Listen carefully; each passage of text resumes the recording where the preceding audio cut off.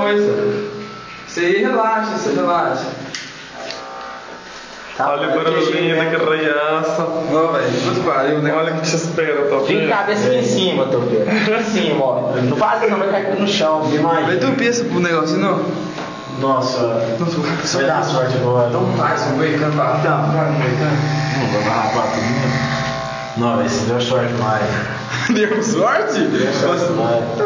Mas aproveitando o lugar, minha criança vai ficar 2 vezes assim, eu falei, não, mulher. Ah, 2 vezes pegar o Agora só pra você. Eu não passo, não tô vendo a mulher. Nossa, que. Não, velho, não acredito isso não. Dá um close aqui, Topeira, dá uma olhada pra cá. Tá. Deixa eu ver como que tá. Aí, que gracinha.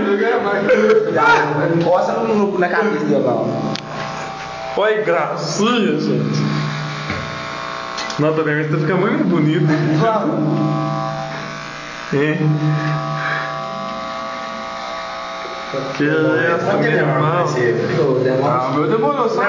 Não, preocupa não, vai ter que rapar de novo pra até acertar. no Natal tá grande. Não, enquanto crescer vai ter que rapar de novo pra acertar, porque senão fica todo pra caralho. Não, o cabelo dele tá certo. Engatou nesse momento aqui, ó. Abaixa a cabeça. Vamos ver, o rabinho, ó o rabinho.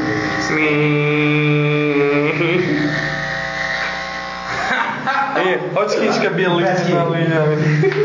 Pera, rapidão. Fazer um texto do Perinho aqui. Escreve o texto de Topeirinha aí. Calma aí. Fica quieto. Eu tô com bastão dele, ficar 2 meses sem pegar a mulher.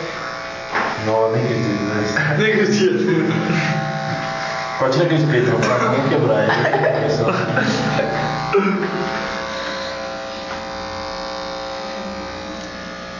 Calma aí. Agora ele faz assim pra trás. Ficou tipo um Tzinho. Vai pra cá, Topeira. Nossa. Vai pra cá. Faz aqui em cima da pia assim.